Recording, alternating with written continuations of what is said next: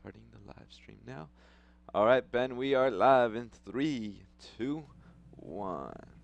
Well, GMP fans, in honor of Michael Bay's franchise, we're covering Transformers, a franchise in disguise. Transformers, these movies make me cry. Welcome to Popcorn Talk, featuring movie discussion, news, and interviews.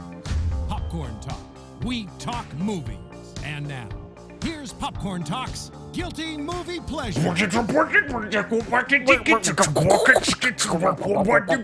happening? Yes. I don't know, just keep introducing goofy human characters. Oh, man. Ladies and gentlemen, boys and girls, all 25 fans, 5 of you real, 20 of you bots. We're very excited. We're very excited. We're not even going to dick around today. No dicking around, because I have 5 pages of notes on this movie. We have a strict no dicking policy today. So I wanted to see Transformers the last night before today's episode. I haven't had a chance to because I want to see it in IMAX.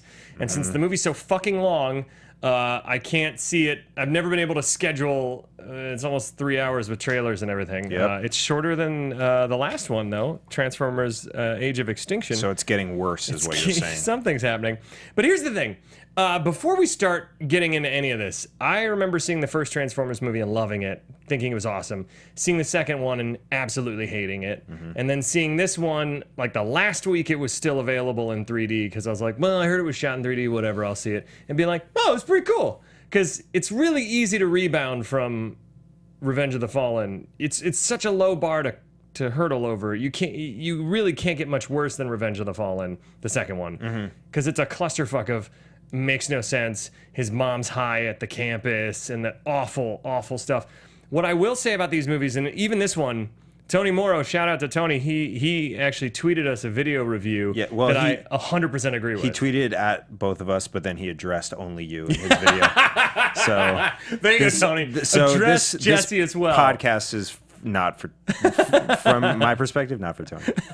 Well, I'm just kidding. I love you, Tony. No, but I actually agreed, and I think I even retweeted it saying I agree 100%, which is that the first hour and a half or so is real hit or miss for me, but then that last battle in Chicago, from the car chase on, is like classic Bay, The Rock style. When you say Bay, do you mean BAE? I mean, like, before anybody else. Yeah. A classic before anybody else Transformers movie. Yeah. No, but I mean, there's some really awesome shit in the action sequences, and they're fun, but this movie has every single Transformers movie that I've ever seen after the first one, because the first one was just kind of like a fun movie, has had equal moments, well, at varying degrees, of moments where I'll go, and I text you this, where I'm watching this, and I'm like, fuck yeah! And then like 2 minutes later, I'll be like, fuck you! To the movie, because it's just like, there's so much I love, and so much I hate about these movies. Sure. But I still keep going. The last one I thought was abysmal, Age of Extinction. It was 2 hours and 44 minutes of Mark Wahlberg being like, I'm an inventor. I'm from Boston. I invent things. I'm an inventor, all right? That's the worst. What? That's the worst. Was that Mark Wahlberg? It was more like a lazy Christopher Walken. Was that Channing Tatum? Anyways, I'm going to keep rambling about this. I want to get into the movie. What did you'd never seen it. I had never seen it. I saw the first one, Did the second and I one loved the kill first it one. for And the you? second one, I was completely out on. Yep. And I The said, writer's strike did fuck that one up Yeah. a little. I mean, more Bay. Yeah. Before anybody else.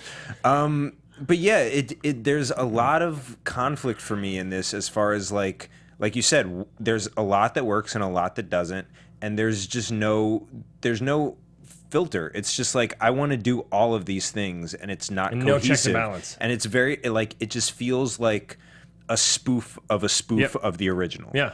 It just keeps getting broader and broader. It's and as broader. if President Trump directed a movie. Yeah. It's like as if President Trump directed a Transformers film is what this feels like. A little bit. Yeah, it's just like all over the place. It feels like Zack Snyder, if Zack Snyder was a total dick. Like Zack Snyder movies and his movies have a style to them. Sure. They look really cool. They don't have a lot of substance, but at least like I feel like he's trying to some degree, especially with like Watchmen. I feel like he was really trying to service the graphic novel, and same thing with 300.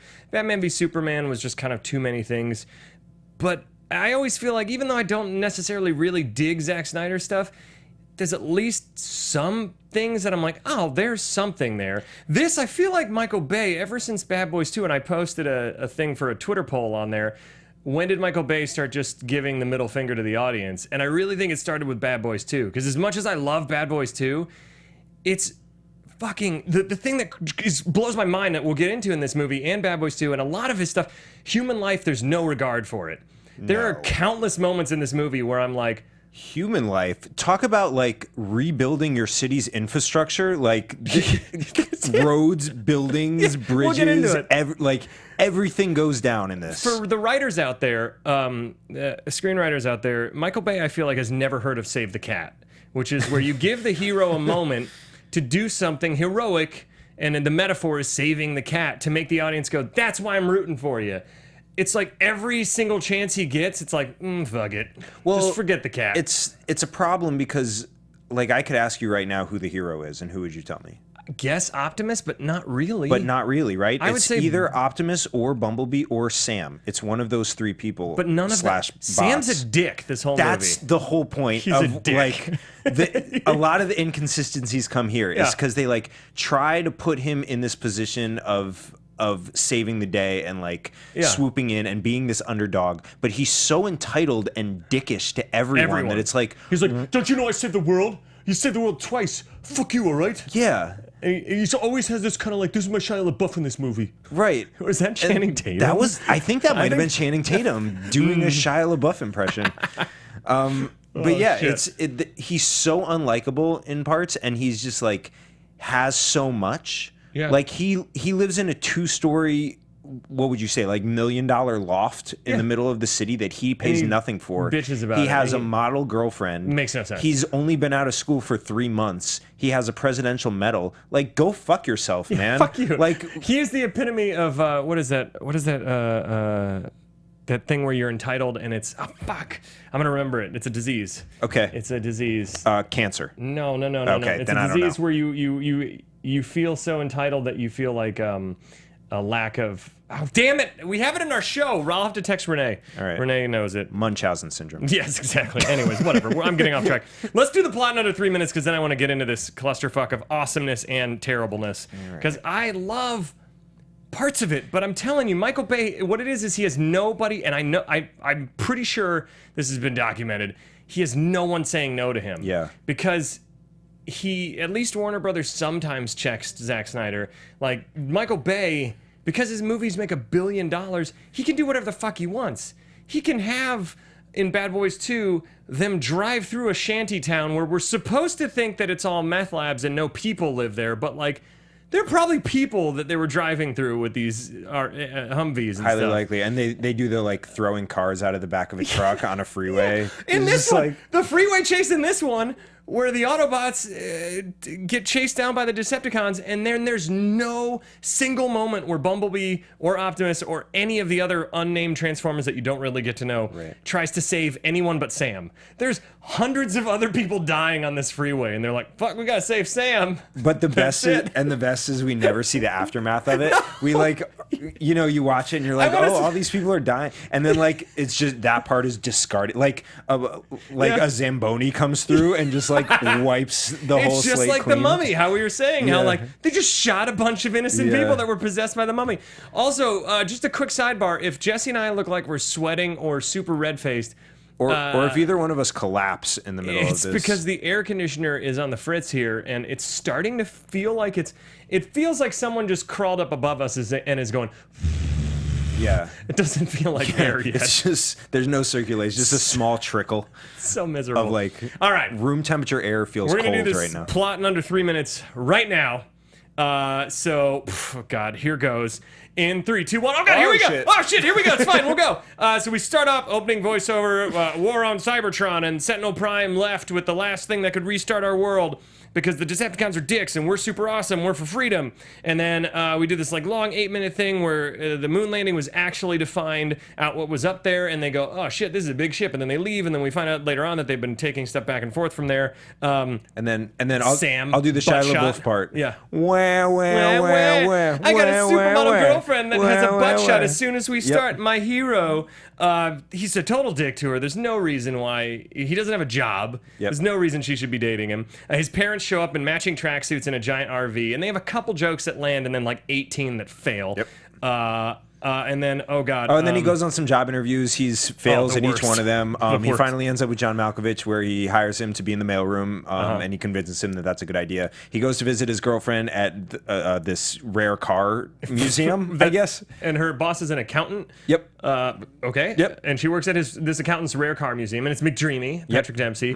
But we forgot that the Autobots are in Chernobyl, and they find Shockwave, and Shockwave runs off with the thing they needed or whatever, and just disappears, and then they don't bother chasing him like in every action movie where it's like, okay, he just left. We can't go down that hole he just drilled in the ground.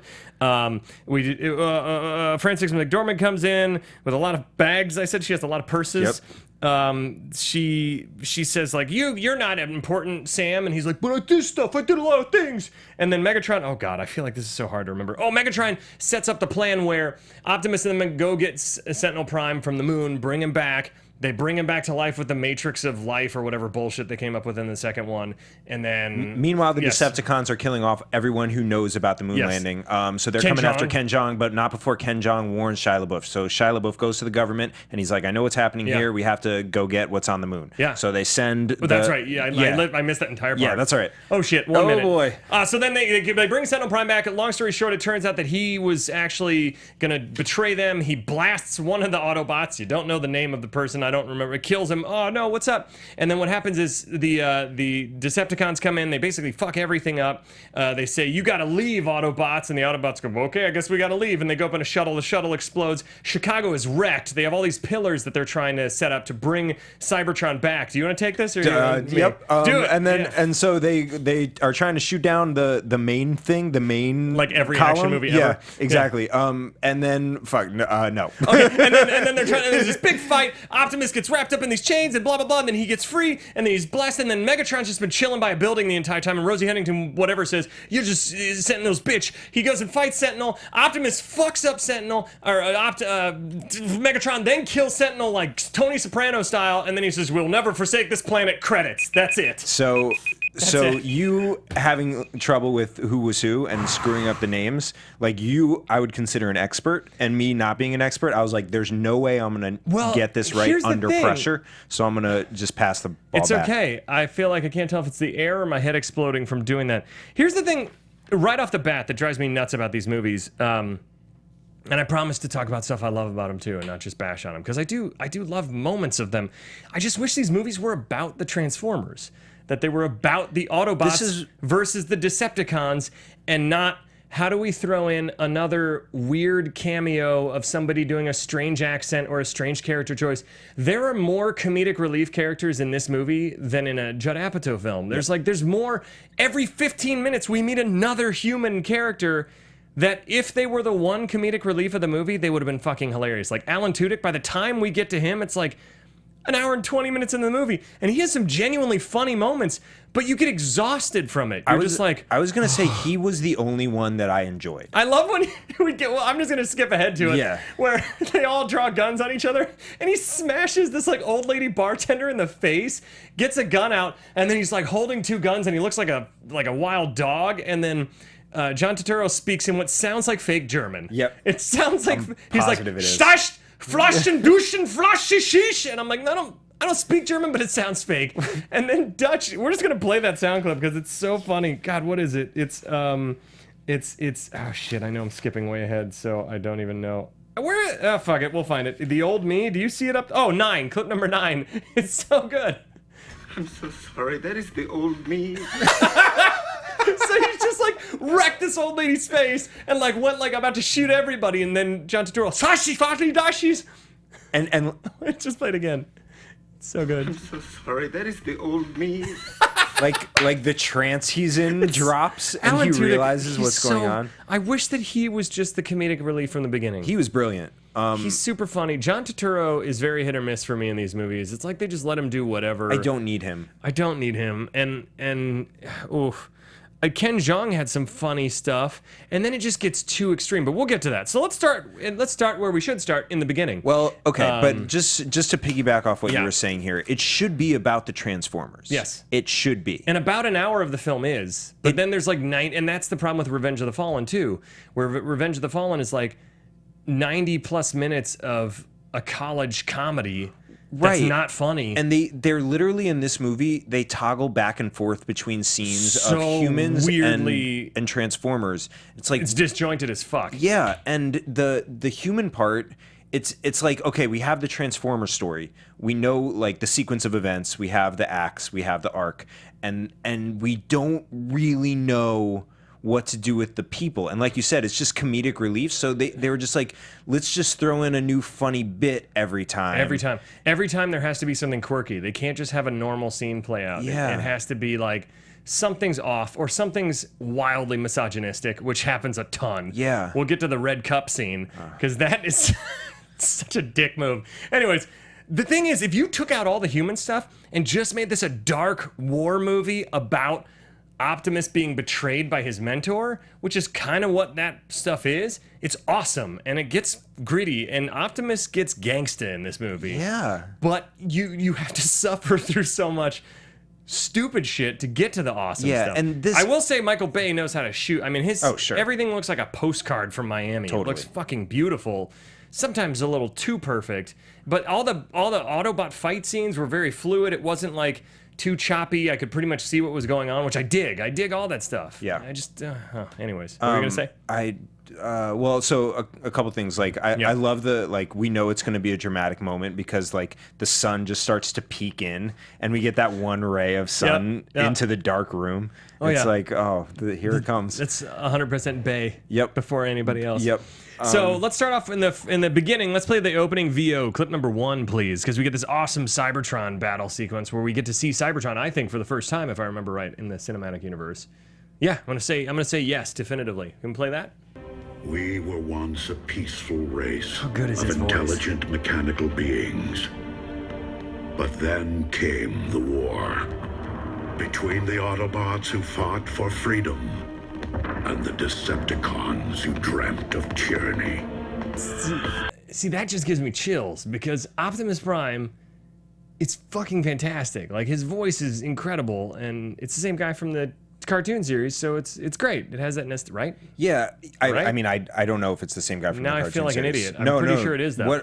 That's interesting that you say that because Pretty sure it is. Yeah.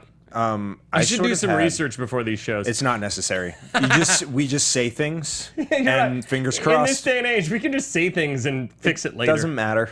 Tweet out a response. Guys, nothing matters. we can retract it later. Can we talk about that? How everything. Jesus, nothing. No. But what I was gonna say is there were a couple of the Transformers that I feel like they designed to fit the voice. Yeah. Oh yeah.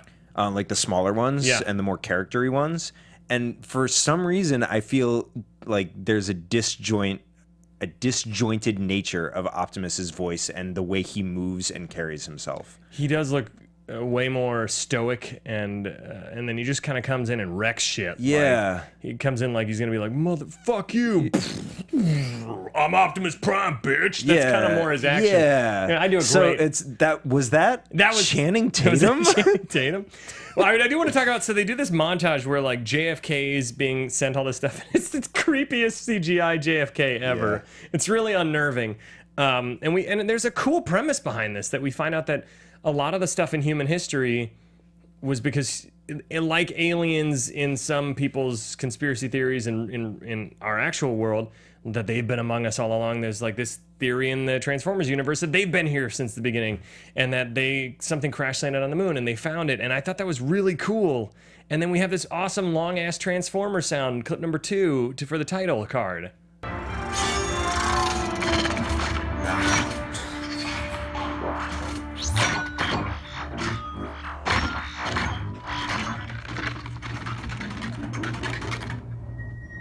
It's super long. Yeah. It's super long. That's me when I put together a Rubik's Cube. I'm just like... Yeah, do you make those audibly? Yeah, because I mean, the Rubik's Cube doesn't make it. It's not that cool. That would be cool if you That got would be a one great that did. invention. A Rubik's Cube that makes Transformers sound effects. Someone get on that.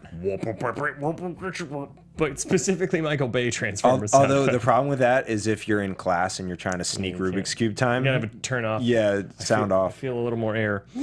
So we get this whole long ass build up about. I wrote, did they bring anything back or just see it and go, fuck, that's a big ship, see ya? Kinda, right? 'Cause that's kind of what they do in the opening. They're like, you have 30 minutes to go check this out. And they're like, Buzz Aldrin and Glenn, fuck, I'm not remembering anything because I'm having heat stroke right here. But the two men who went on the moon for the first time. Knots. The Knots. Yeah. They like, whoa, and then they just bounce. So what I was thinking during this was like, that's awfully risky to like the first time you touch down on the moon, be like, That's in front of the entire world. Yeah, be like, also investigate this alien crash landing. Like, don't just get your bearings and then we'll come back. It's like, That's a good point. Yeah, like What if they've touchdown been and murdered by like aliens? right. And then they're like, hello? Buzz? Anybody? Knots? Yeah. Knots? Do you remember their names? I forgot their names. forgot their names. Knots. It's something. God, I can't remember anything right now because this Neil heat. Armstrong. So that the guy? yeah. Thank you. you're welcome. And then we cut to smash cut after the credits to an ass shot of Rosie Huntington-Whiteley. I was right. Rosie Huntington-Whiteley, Victoria's Secret model, aka the replacement from Megan Fox, because she said that she called Michael Bay Hitler, and that didn't sit well. But now she's in the Turtles movies as April O'Neil, and that sits well with no one. Here's the thing. I have a disconnect immediately when it's fine to have Sam have a hot girlfriend. Like, sitcoms do it all the time. Like, King of Queens, she's way hotter than Kevin James. Like, even Home Improvement, his wife was kind of cuter than him. You know, so for years, comedies have put dopey dude with cuter or hotter girl. But when you put him with a fucking supermodel, it's like, come on. Yep. And then when you make him super unlikable for the entire... And when you show the intro of how they met, when she's like, I remember the day you got that medal. And he's like, I do too. And then they show him freaking out when he meets Obama, another CGI thing. No, it wasn't CGI. It was just a bad they just double. they had him turning around. It looks like Jordan Peele or Yeah, something. kinda. And then he like comes out with his medal, sees her, and like flings it around, and then weirdly makes And like a shoots her. makes a shooting Yeah. gesture, and he's like, I got a medal, and then he breaks something super expensive in the White House, and that's how they fell for each other. And also, what was she doing? She was just standing there with glasses on, looking hot So in the White House. her job was to stand in the White House, and then later she gets hired to stand around, organize a rare car museum. Like, what are her skills? I would think- love to know because she's so successful, and I want to know what Michael she does. Bay is just like, well, she's hot. Let's just do things that are hot too. Like, I like hot cars. I like hot babes. It really feels like a lot of his thinking is like, you know, it'd be cool. Exactly. Like, Hey, you know what'd be cool? Hey, you know, it'd be cool. Gonna be cool. He's gonna watch this and never cast me in any of his movies. I hope he watches this. I hope he watches it and then goes, you know what? That guy's got balls saying that about He'd be me. like, hey, you know, it'd be cool. You know, it'd be cool. If we put these two guys in They'd be great comedic relief for the 7th time around. Transformers 6. So, can we play clip number 3? Because this is how Rosie Huntington-Whiteley is introduced. My hero needs to wake up. I'm sorry, I almost vomited. My hero needs to wake up. You know what's never happened to me before, and then we can riff on this? Yeah. Is me being asleep and someone from across the room gently coaxing me awake and me waking up. Yeah. That's never once happened. Yeah. You know, things no girlfriend has ever said to me, ever, or wife. Yeah. This one. Can we play it again? My hero needs to wake up. It just feels like the beginning of a porno. Yeah. It's like she's not talking to Shia the human, but maybe like... Every adolescent boy in the audience who's like, oh, I got a boner from oh, that my underwear." hero's awake. My hero's awake. We don't even need to riff on it. We have too much stuff. So we already talked about ridiculous. The mom and dad show up in this RV with matching sweatsuits. All right. Maybe the mom and dad are under contract, but like they were as unnecessary in this film as I don't know, the red cup. There's they no were point. so unnecessary There's no here. point. It was just to have them come in, say a few goofy things. She brings out a book about like how to give Rosie an orgasm, or Yeah. Carly is her name in the movie. So like how to give his girlfriend an orgasm. You're like, what? I get that you're trying to be funny and appropriate mom, but just like, I feel like Michael Bay just lets all these comedians go off. I guess. And then they just keep it all. But like, keep in mind context. Like, their shtick works when he's an adolescent at home and he's stuck there. Yeah. But when they're following him around, it's like, this isn't working anymore. No. We don't need it. We understood it. We got it the first time. Let's play clip number 4, because this is one of the jokes that the mom says that actually cracked me up. It doesn't change in anything. It's a collector's item. I got it for steel. Just About makes his me wanna Datsun. Trust me. No, I think it's darling. It reminds me a lot of Bumblebee. If Bumblebee were a sad piece of shit. That's such an unnecessary line, but it cracked me. If Bumblebee was a sad piece of shit, it has nothing to do with the movie. No mom would ever say that. Yeah, and she like it sounds like that was like an improvised take, and she just bailed on her idea. She was like, "It looks like Bumblebee if he were, I don't know, They'll never use this. a piece of shit." I don't know, but like the visual is already there. We don't need that joke. Yeah. So you know, it got a laugh, but like we don't really need these people at all. We talked about how Shockwave comes out in Chernobyl, and Shockwave looks rad. This like it's almost like a Tremors Decepticon that comes out and fucks a ton of stuff up, and then just gets it gets one of its limbs cut off, and then just bails. And they're like, "We can't follow it." That's my Optimus Prime impression. That was really nice. Thanks. That's all I can say is we can't follow it. And strangely, like that voice fits you more than Optimus's voice fits him. And then there's the pterodactyl Decepticon who goes and kills the other dude and then just flies off. And this is one of the first of many scenes where something happens and then it's a hard cut to something completely different and tonally different. And we never really, like, this major incident happens where the guy who led the Autobots to Chernobyl gets murdered. There's no follow-up to the Autobots going, "Oh shit, what happened?" It just goes, cut! Sam doing goofy work, interview montages, and you're like, what? Just don't do this. Keep going with the Autobots. Right. Keep doing, because I like that. Because this movie is called Transformers. Not Sam Witwicky. Yeah. Oh, and all the names are so overt.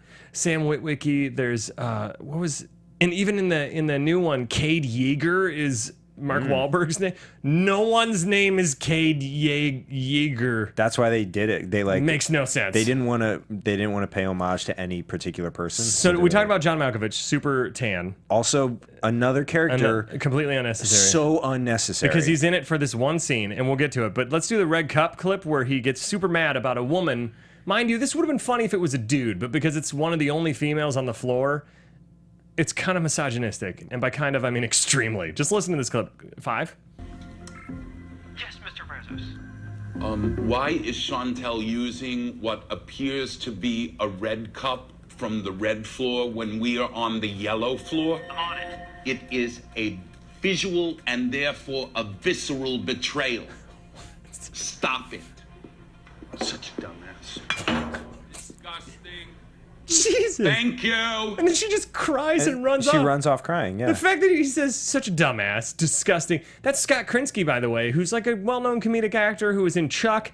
He has one line, and he walks by and says that such a dumbass. Barely audible. And you're like, why are there all these great comedic actors just thrown in here? Just like, I don't know.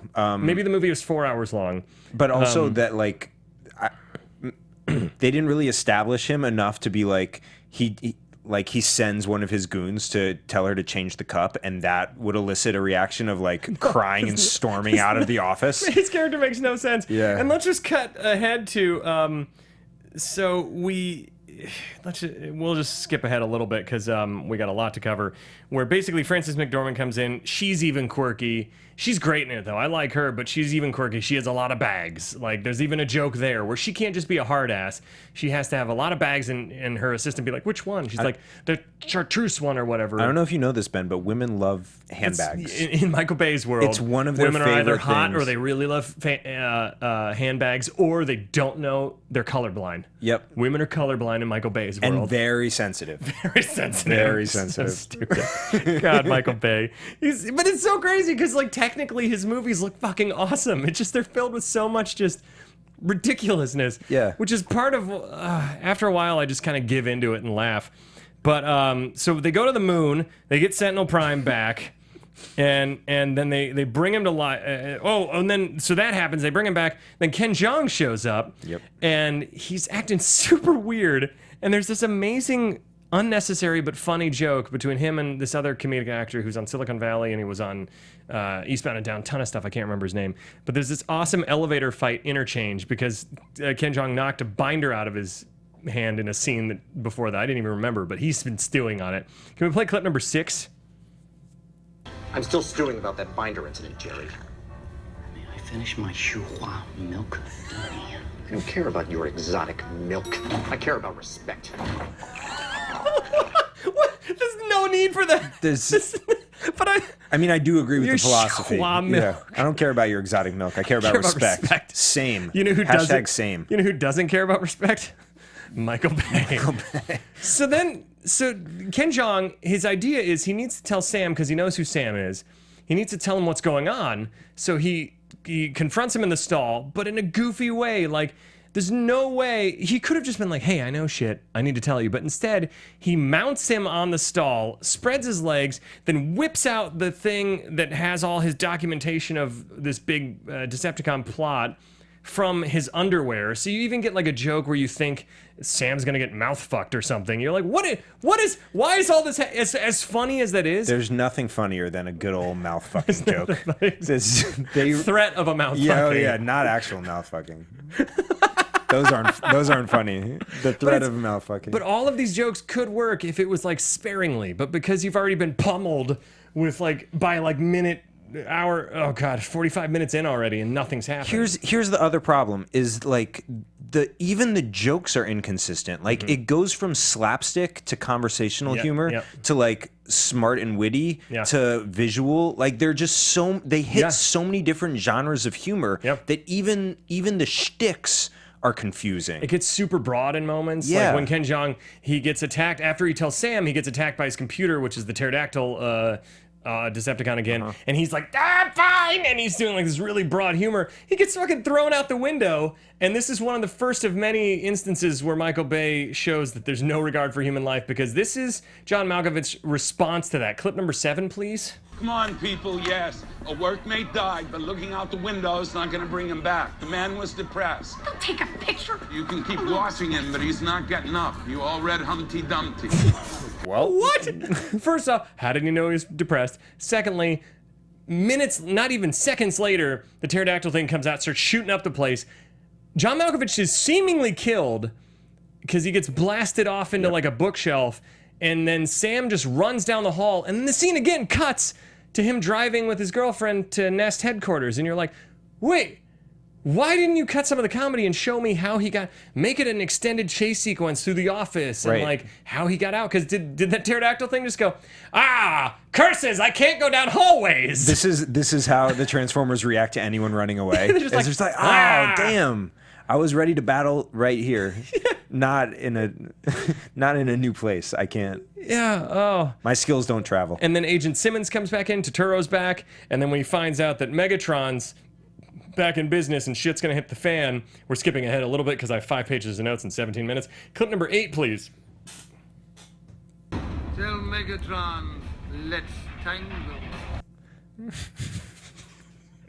So that happens. Okay. I don't even know what to do with that one. Okay. Tell Megatron, let's tango. I mean, I'm sure there's a joke in there about a DJ in Vegas named Megatron, and I just wanted him to play some tango music. Yep. There so we go. There. Fill in the blanks. So fill in the blanks Mad there. libs, you guys. But then Alan Tudyk's introduced, and he's one of my favorite characters in this movie, and I wish that they focused on him. I would be fine even if Turturro gets kind of on my nerves a little, if he was introduced like 30 minutes in, and then he was the comedic relief with Alan Tudyk. Yeah. For the rest of the movie. So there's moments in here that I love where I'm like, yeah, like, I'm sorry, that's just the old me. I love, but then there's moments where I'm like, no, why are you whipping out your pants and straddling Shia LaBeouf in the, God damn it. And then just like a couple of other slapstick moments when Shia LaBeouf is pretending not to be jealous of McDreamy. Oh, God. And they get that through the car shot of him just like laughing hysterically, trying to cover his insecurities. Like, where did that come from? That makes no sense. There's no reason why Rosie Huntington-Whiteley wouldn't be like, fuck you, you're kind of insecure. McDreamy is an accountant who has an exotic car collection. Yeah. Because that makes sense. Right. And he has me. They're in a building, supposedly, I guess, a showroom where people come look at them? I guess. What do people do there? I guess. I don't know. So then, do you have to pay admission? How did he get in there? So we're at the point finally where Tony said that it kicks in, which is where I agree. Where finally the Decepticons show up and the betrayal happens, and there's this awesome freeway chase where shit hits the fan. There's like they're going, and then John Turturro's thrown out of the back of a limo for no reason. It's at like 60 or 70 miles per hour. Yeah, and he's just kind of like. He's later like, on, just wheelchair bound. Yeah, later on he just has like a cast on his leg. Pretty sure that would have killed him. They totally bleep out an F-bomb by Shia LaBeouf. I rewound it twice where he's like, drive, Bumblebee, fucking drive, or something like that. They bleep out, you see him say fuck, and it's like the audio cuts out it. But then PG-13, dude. Then there's people just there's cars. The Decepticons are throwing cars with people in them. Never does an Autobot go, "Wow, gotcha!" They knock over the sign. Like, how are people gonna know how to get exit? Where they're going? Come on. It's just rude. Bumblebee, there's a part where Sam gets thrown from the car. Bumblebee transforms and grabs him and then saves him, and Sam has a hilarious scream. Can we play clip number 10?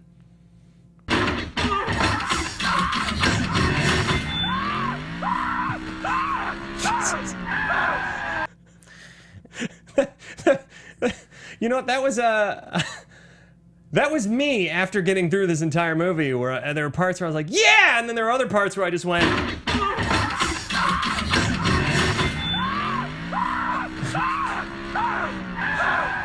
So when the 15th comedic relief character came out, that's how I reacted. That's how you reacted? That's dramatic. I was walking outside before we started, and it's like... I don't know if you know this is a heat wave. It's super hot outside. Hot here, it's so hot, and I was like, "That's cool. The studio will be air conditioned." And I walked into the studio, and I was like,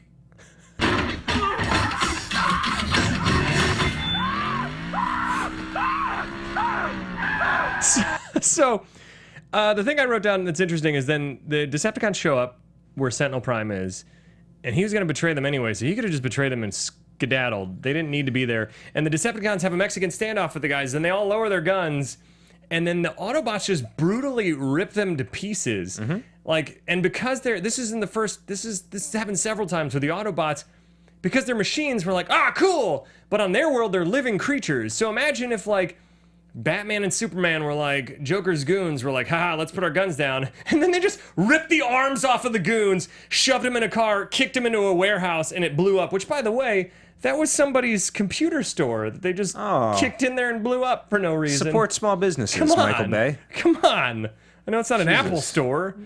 And then Optimus shows up late all the time. He either shows up just in time or completely late. And this is the scenario. To make an entrance. This is the scenario where Sentinel Prime blasts one of the Autobots in the back, like just not even trying to be covert about it, just in front of everybody. And then starts fucking up everything. They steal the one pillar they need, or the pillars they need him to set up to bring Cybertron back, you find out. And then, God, I think they cut to another scene with the parents after all this. Yeah. Like we get this crazy betrayal, awesome action scene on the freeway, and then we're like, the last thing we needed right now was goofy parents. What are you doing? And a joke about why you broke up with her and you need to make her come. Right. So here's...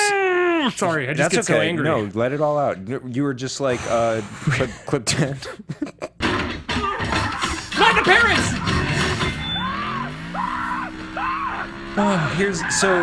That's the last time we see the parents, right? Yeah. That's the end of their... Well, I think he says, like, you got to get out of here later on. He calls them. But if you can't figure out like 11 minutes, a satisfying way to exit your characters from a movie, you don't need those characters. Yeah. If you're just like, the last time we see them is doing like a bit in their RV, they're so unnecessary. Oh, yeah. If now I'm like blanking on who's the boss? John Malkovich. When John Malkovich, the last time we see him, he's in the apartment, and then he's like, ooh, see you later, and you're like, wait, you're like, what? Yeah. Why do we have him? No. Like, we could have very easily just opened the movie on Sam in the mailroom. Yeah. We didn't need any of the stuff. He could have been miserable in the mailroom. We didn't need any of that. It could have been a 2-hour movie. It could have been about the Transformers. Oh, yeah. And that's all. Because every time it's about the Transformers, it's awesome. When when Megatron full on blasts the Lincoln Monument like a dick, That and was then so good. and then he sits up there in the chair. It's so awesome. I almost texted you because I was like, how did he only blow up Abe Lincoln and not the Not the chair? chair. That's amazing. He set it to just like the perfect blast to just blow up Lincoln. And then McDreamy gets all pissed, and we find out that McDreamy, aka Patrick Dempsey, has been working with the Decepticons because he inherited this from his dad. His dad was working with him, and he's like, well, I have to too. They're gonna kill us all. And can we play clip number 11? Because he gets really pissed when Sam turns down his job offer. So you show a little respect when someone offers you a job. You know, that happened to me recently. Somebody was like, hey, do you want to do some non-union background work? And I was like, well, A, I'm SAG, and B, no offense, I'm not trying to be an ego about things. I don't want to just stand in the background and just stand there and pantomime clapping. Yeah. And this person went off the handle. I won't say who, but it rhymes with Schmeichel Schmay. And he just was like... So you show a little respect when someone offers you a job. And then I was like, all right, I'll stand in the background, Well, sir. okay, All here right. I am. Here I am. He was like, you know what would be cool? If you look in Transformers the last night, I'm just in the background terrified. That was your last night. It was your last night as Yep. a non-union background Yep, extra. yep. Why is he using non-union? That's I shitty. don't know. Just made it up. True did you? story. What? It was a true story. It was based on a true story. I was actually at a stoplight the other day, and some guy just started squeegeeing my windshield, and I was like, "Nah, man, I'm good. I'm can see fine. I don't have any like ones." And he like told me to roll down my window, and I rolled it down, and he yelled at me. So you show a little respect when someone offers you a job. You know, there was a massage parlor I went to once. Hell and, yeah. And it was really relaxing. Tweet It out was- the details It was later. so nice. And then they were like, flip over, and I was like, cool. And they start getting a little too close, and I'm like, whoa, whoa, whoa. I'm like, I'm good. Like, I'm a little bit of a germaphobe. This is kind of weird for me. I don't know, you should wear gloves at least. And, you know, they were really upset, and they just looked at me and they were like... So you show a little respect when someone offers you a job.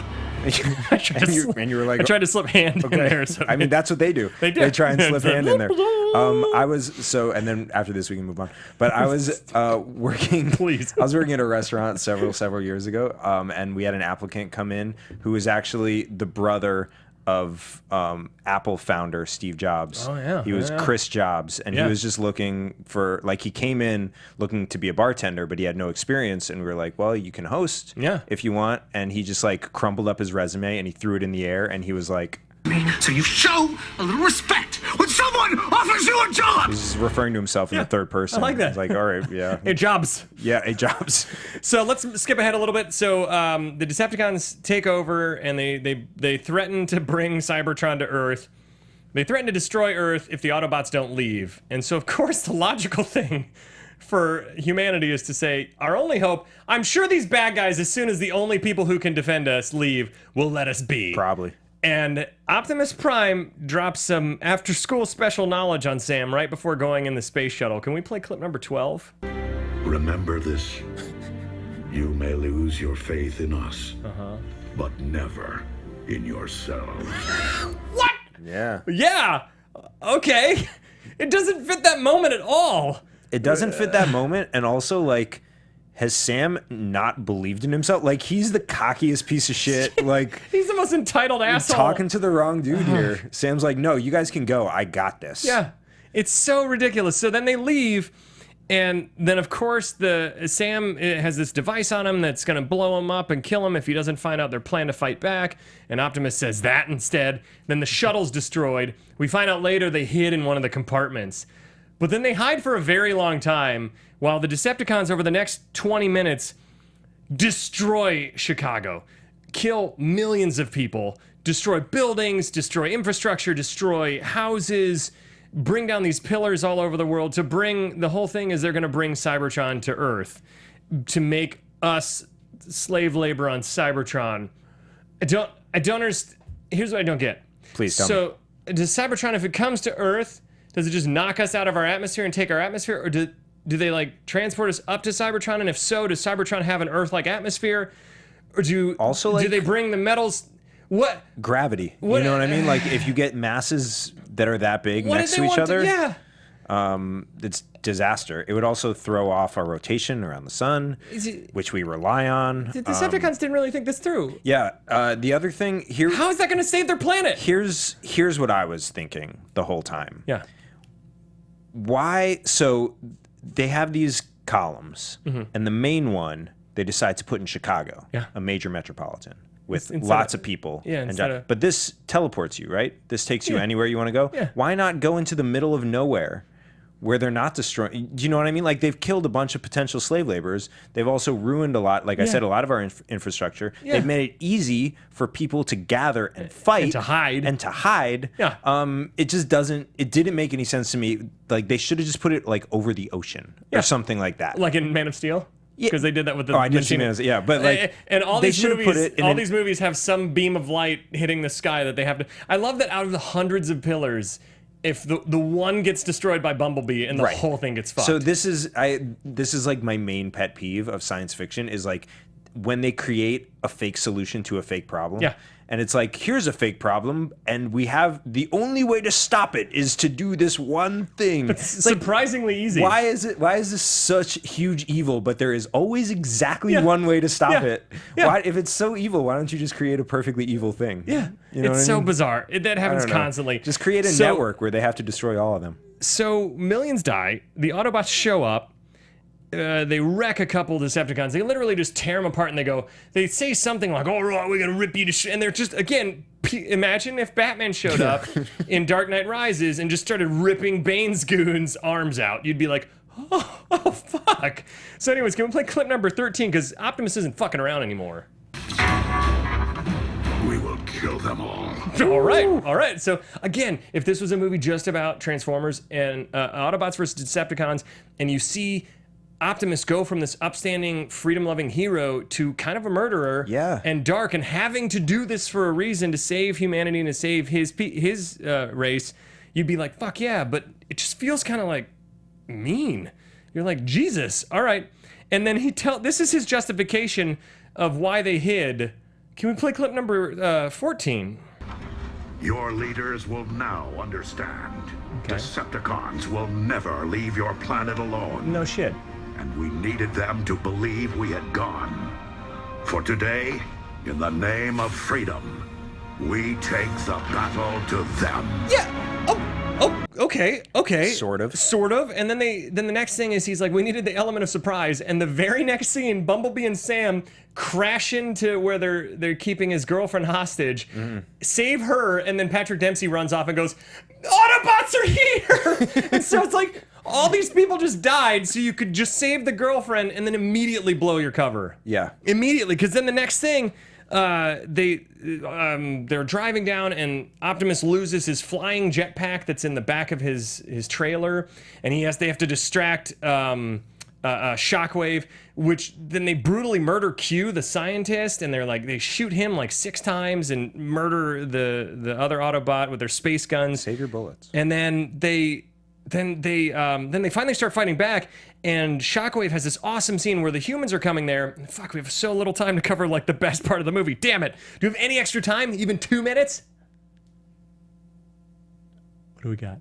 Yeah! All right, so this final battle sequence is fucking awesome because the humans are trying to get to a high vantage point to shoot down the tower. Yep. So they go in this building. Shockwave sees them. Shockwave sends his tremor transformer up. And first they shoot the building. This is the hardest building to destroy because they blast it, it starts tipping. The thing creeps up and basically like boa constrictors it. And there's this amazingly way over the top 2 drawn out sequence that works still, where they're like sliding through. First the Decepticons come in and there's just like a scout. And they run from him, and their brilliant idea is to jump out the windows and then slide down the side of the building, shoot the glass again, and fall into another area. Yep. I love it. I loved this whole sequence. This is the kind of stuff that I will forgive its ridiculousness because I fucking love it. Yeah. It's so silly. I mean, this is what Michael Bay is good at, is being creative with his action. With his action in his environment. Yes. Like using what he has to make something we've never seen before. Yeah. I've never seen that. I've never seen so many people falling and sliding out of a building. I also crashing think like they that were way. like way too hard on the guy who was supposed to shoot the column. Yeah. And Shia LaBeouf goes up to him and he's like, if you don't shoot it, we're all going to die anyway. And he's like, yeah, but I'm still like under attack. Yeah. So this is a little Or nerve-wracking. how about the parachuting guys? This is another example where the helicopters are getting shot down and they're all coming in like gliding in. Yeah. And there's one dude that gets caught on the helicopter, and like 6 of his buddies just fucking bail on him. They just run out and go like, there's a guy like, oh shit, oh god, and they're just like, see ya, and then the helicopter blows up, and you're like, it's no man left behind except that guy. Except in hang gliding. That guy was a dick. Let's be honest. That guy, he took people's food out of the fridge, even though it was labeled. No one liked him. Then Starscream shows up, and there's Optimus Prime doing a Deus Ex Machina. He's always there right in time. He kills Shockwave. He cuts Shockwave's Tremor monster in half, and then it just dies pretty easily. But it's awesome because he's like flying up. He shoots through the building, and he goes through, and he chops the thing in half, and it looks cool as shit. And then Sam's fighting Starscream, and he shoots him in the eye with the thing, and he's getting flung around. His arm would have been ripped off by that, by the way. He was getting flung around like crazy. And then he shoves the bomb in the eye, and he's still stuck there. And of course, Bumblebee shows up just in time to save him. Where the fuck was he this whole time? He was waiting for that moment. He's just saying in the mirror, Sam's got it. Sam's got it. He's like, I know my role here. It's so ridiculous. To wait this out. And then they're about to execute Bumblebee, and then the robots in space start the little tiny ones have been up in the mothership. They start tearing shit apart, and the one's like, yeah, we gonna die. And then the thing just crashes. That distracts them long enough for them to... Bumblebee has an amazing sequence there where he puts on his armor mask and uppercut shoots one of the Decepticons through the face, and it's fucking great. And then Megatron, I actually wrote right before he showed up again, I was like, where's Megatron been the last 40 minutes, since he's the main antagonist? Mm-hmm. Oh, he's been sulking by the side of a building with a cloth over his head like he just needed a little bit of sweat break. Well, he was fooled. Poor guy. And then this is how Rosie... We got to speed it along. Sorry, I know I'm rushing through the best part, everybody. I'm sorry, but we got stuck on the ridiculousness. Can we play clip number 16? This is how Megatron is convinced to fight back. In any minute now. You were nothing but Sentinel's bitch. And that's the last thing he wants to be. Let's just hit a few points real quick because we have like no time. McDreamy gets cracked in the face with a cement block and then electrocuted and dies. Sentinel gets attacked by Megatron, and then he's like wounded, and Optimus has no arm left, and Megatron's like, yeah, maybe we can work together. Let's do a truce. And Optimus goes, nope. Shoves a spear through him, spins around, rips his head and his spine out, Mortal Kombat style. Yep. Then we have Sentinel's plea. All right, play clip number 17. I promise we're almost done. Optimus. He's dragging and like bleeding and done. The survival of our race. You must see why I had to betray you. You didn't betray me. You betrayed yourself. No, Optimus! Just full on Tony Soprano style murders him. Not to like nitpick, but he did betray Optimus. He did betray him. But I mean, I think again, he's being generous there, saying that he didn't. Again, imagine Joker at the end of Dark Knight when he's hanging there and he's defeated, and Batman just goes and walks off. Right.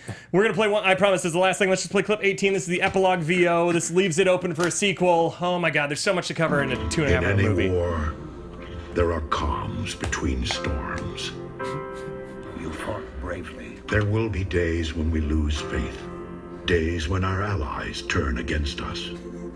But the day will never come that we forsake this planet. Except that time when you hid in a spaceship and forsaken the entire city of Chicago. Right. Other than that, ladies and gentlemen, I had so much fun. I'm sorry we had to rush the third act, which is the greatest action scene of that part is awesome. We had to make fun of the ridiculousness leading up to it. It should have just been that. Fuck, it should have just been There's so much I love about this movie and so much I hate. I can't wait to see The Last Night to see how much, which way the pendulum swings. If you've seen Last Night, don't spoil it for me, but let me know generally if you liked it or hated it. What's your favorite Transformers movie? What should we do next week? I think we might be taking off because of 4th of July. I'm not sure yet, but let us know what you want to see next. Jesse, where can they find you? You can find me at Too Much Jesse, Twitter and Instagram. For sketch, you can find me at The Prom Losers. I'm at the Ben Begley on Twitter and Instagram. At Guilty Movie Guys is our Twitter handle. Follow us, like us, leave a YouTube comment, follow us on iTunes, all that good stuff. Until next time, What is your guilty movie pleasure?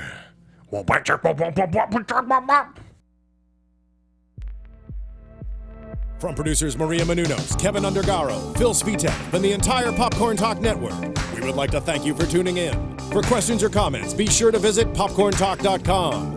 I'm Sir Richard Wentworth, and this has been a presentation of the Popcorn Talk Network. The views expressed herein are those of the hosts only and do not necessarily reflect the views of the Popcorn Talk Network or its owners or principals.